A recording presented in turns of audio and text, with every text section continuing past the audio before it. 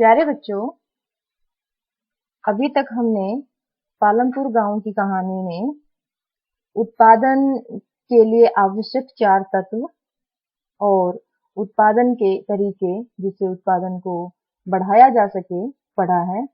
आज हम इसी अध्याय में आगे भूमिहीन और छोटे किसानों के बारे में, मझोले और बड़े किसानों के बारे में पढ़ेंगे कि ये लोग किस तरह से अर्थव्यवस्था में अपनी भूमिका निभा रहे हैं या आर्थिक क्रियाएं कर रहे हैं या वो किन कामों में लगे हुए हैं। सबसे पहले भूमिहीन। भूमिहीन जैसे शब्द से ही पता चल रहा है बच्चों, वे लोग जिनके पास भूमि नहीं है। भूमिहीन लोग क्या काम करते हैं?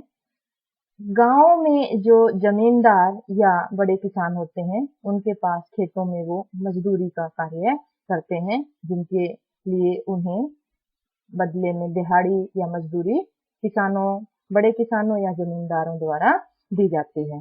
बच्चों, आपको पता है कि कृषि एक ऐसा कार्य है जिसमें सारा साल काम नहीं होता, तो इन भूमिहीन मजदूरों को या तो दैनिक कार्य के हिसाब से या किसी फसल कटाई के समय यानी विशेष अवसर पर, या फिर कई बार पूरे साल के लिए भी इन्हें मजदूर के रूप में बड़े किसानों द्वारा रख लिया जाता है। तो अपनी आय बच्चों, ये भूमिहीन लोग गांव में बड़े किसानों की खेती करके ही प्राप्त करते हैं। हालांकि जिस खेती को ये करने में मदद करते हैं, उस खेती पर इनका कोई अधिकार नहीं होता, सिर्फ उन्हें दैनिक मजदूरी मिलती है। और एक बात ध्यान रखनी है बच्चों, सरकार द्वारा निर्धारित नियमित मजदूरी से भी कम मजदूरी इन लोगों को मिल पाती है। ऐसा वो सिर्फ इसलिए करते हैं क्योंकि गांव में और कोई काम नहीं है। अगर वो नहीं करेंगे तो कोई और इसी मजदूरी पर या इसी दैनिक भत्ते पर कोई और काम कर लेगा, जिसकी वजह से इन लोगों का जीवन थोड़ा कष्टमयी होता है। भूमिहीन और छोटे किसान जो हैं, गांव में बड़े किसानों के खेतों में काम करने के अलावा अपने परिवार के सदस्यों को रोजगार के लिए शहरों में भेजते हैं। छोटा मोटा काम धंधा, किसी ढाबे पे काम करना या किसी कपड़ा फैक्ट्री में काम करना या किसी दुकान पर काम करना, ये इनके काम है जिससे इनको आय प्राप्त होती है। इसके अलावा ये धनी लोगों के साथ मिलकर काम करते हैं, उनके यहाँ नौकर की तरह नौकरी करते हैं, जिसमें मुख्य रूप से उनके भवनों में या फिर कटाई के अलावा किए जाने वाले कार्यों में धनी लोगों की मदद करते हैं। कृषि के अलावा ये लोग, हमने पढ़ा कि शहरों में जाके भी रोजगार प्राप्त करने की कोशिश करते हैं, साथ में ही गांव में पशुपालन, मछली पालन और मुर्गी पालन आदि का कार्य भी करते हैं और अपने आय का ये एक जरिया ढूंढते हैं। छोटे, मझोले और बड़े किसान, दोनों में क्या अंतर है, अभी हम पढ़ने की कोशिश करेंगे। छोटे किसान, गांव में बच्चों जो भूमि का वितरण है वो समान नहीं है। आप इस चीज को जानते हैं क्योंकि कुछ लोगों के पास भूमि ही नहीं है, अभी हमने उनके कार्य पढ़े। कुछ लोगों के पास भूमि है तो वो बहुत कम है, जिससे उनके रोजमर्रा के काम आसानी से नहीं हो पाते।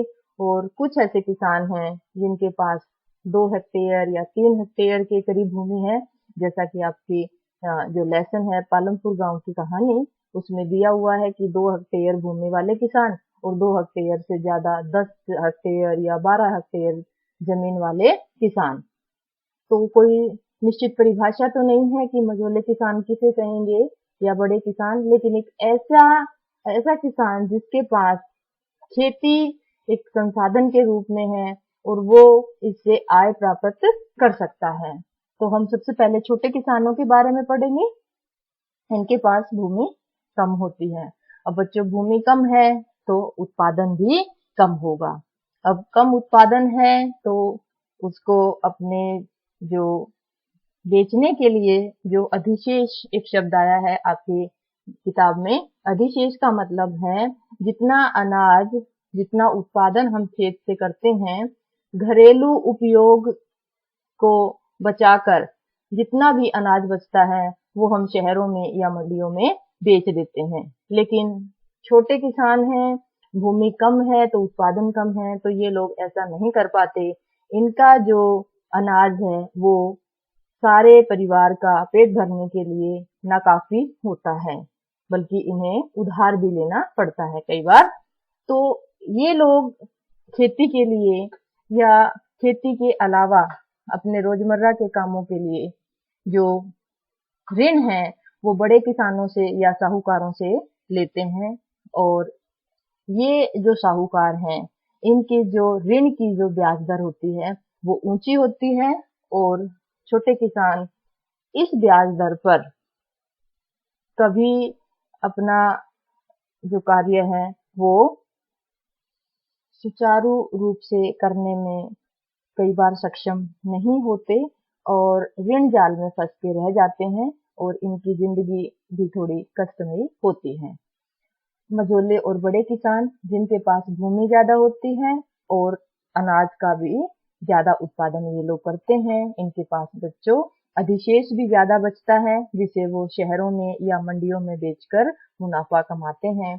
और अब ये जो मुनाफा है वो ये इनकी खुद की बचत है, ये बैंकों में पैसा जमा करते हैं और इस बचत से या बैंकों से लोन लेकर ये अपनी आगे आने वाली फसलों के लिए निवेश कर सकते हैं। इसे बच्चों कार्यशील पूंजी कहेंगे, कि वो पूंजी जो किसान ने अनाज उत्पादन अपने घरेलू उपयोग को रखकर जब वो उसने मंडियों में बेचा और जिससे पैसा आया, यह कार्यशील पूंजी है। क्योंकि कार्यशील पूंजी आगे आने वाली फसलों के लिए किसान के काम आएगी और किसान नए औजार, उपकरण, कृषि के यंत्र खरीद सकता है, जिससे उसकी आगे आने वाली फसलें भी और अच्छी होने की संभावनाएं बढ़ जाती हैं। और कई बार जब बड़े किसान को ऋण की जरूरत होती है किसी नए कार्य को, नए उपकरण को लेने के लिए, तो बैंक इन्हें कम ब्याज पर ऋण दे देता है। क्योंकि इनके पास भूमि है तो गारंटी के रूप में ये भूमि बैंकों के पास अपने कागजात जमा करवाते हैं और उन्हें ऋण आसानी से मिल जाता है, जबकि छोटे किसानों के साथ ऐसा नहीं हो पाता और वो ऋण के दुष्चक्र में फंसकर रह जाता है। दोनों में अंतर आपको समझ में आ गया होगा। और जो बड़े किसान हैं ये अपने खेत में भूमिहीन खेतीहर मजदूरों से काम करवा रहा है। जैसा अभी हमने पढ़ा कि भूमिहीन लोग किस तरीके से अपनी आय प्राप्त करते हैं। किसानों के बारे में पढ़ने के बाद अब गांव में होने वाले गैर कृषि कार्य, मैंने बताया था कि वे कार्य जो कृषि से संबंधित नहीं है, लेकिन लोग अपनी आमदनी बढ़ाने के लिए, अपना जीवन चलाने के लिए आर्थिक क्रियाएं करते हैं, वो गैर कृषि उत्पादन कार्य कहलाएंगे। सबसे पहले डेयरी। आप लोगों को ध्यान है कि गांवों में जो लोग दूध इकट्ठा करके शहरों में बेचते हैं जिससे उनको मुनाफा होता है। लघु विनिर्माण, छोटे स्तर पर उद्योगों को स्थापित करना, जैसे गांव में गन्ने से गुड़ बनाना या कपास से धागा बनाना इत्यादि। दुकानदारी, ये लोग शहर के थोक विक्रेताओं से सामान खरीदते हैं और गांव में बेचते हैं जिससे इन्हें आमदनी होती है। परिवहन, लोग जो है तांगे वाले, जीप वाले, ट्रक ड्राइवर, बैलगाड़ियां या अन्य प्रकार के वाहनों से दिन भर अपना कार्य करके सवारियां या सामान को एक स्थान से दूसरे स्थान पर पहुंचाकर आय प्राप्त करते हैं। इसके अलावा सिलाई, कढ़ाई और प्रशिक्षण केंद्र की स्थापना करना, जिससे जो पढ़े लिखे लोग हैं या जो कुशल लोग हैं वो अपना रोजगार, अपनी आमदनी बढ़ा सकें। एक और चीज याद रखनी है बच्चों, जो सिलाई कढ़ाई जो प्रशिक्षण केंद्र स्थापित करने वालों को भी मुनाफा होता है और यहाँ से शिक्षा ग्रहण करने वालों को भी, कि उनके काम में कुशलता आती है और वो इसी कुशलता के दम पर अपने कार्यों करते हैं और उन्हें आमदनी प्राप्त होती है। शिक्षित लोगों को कंप्यूटर का प्रशिक्षण देना, गांव में जो शिक्षित लोग हैं वो शहरों में कंप्यूटर कोर्स करने के लिए जाते हैं, लेकिन अगर गांव में ही उन्हें वो सुविधाएं प्रदान करवा दी जाएं तो प्रदान करने वाले को भी लाभ है और शिक्षा लेने वाले को भी। इसके अलावा पाठशालाओं का निर्माण करना या अन्य सार्वजनिक भवनों का निर्माण करना, गन्ने से गुड़ और चीनी तैयार करना, खेतों में उत्पादित सब्जी फलों का शहरों में बेच के आना, पशुपालन, मुर्गी पालन और मछली पालन इत्यादि। और भी बहुत से गैर कृषि कार्य हैं बच्चों जो आप सोच सकते हैं और इस क्वेश्चन में आप ऐड कर सकते हैं। आशा है आप लोगों ने ये पाठ ध्यान से समझ लिया होगा। धन्यवाद।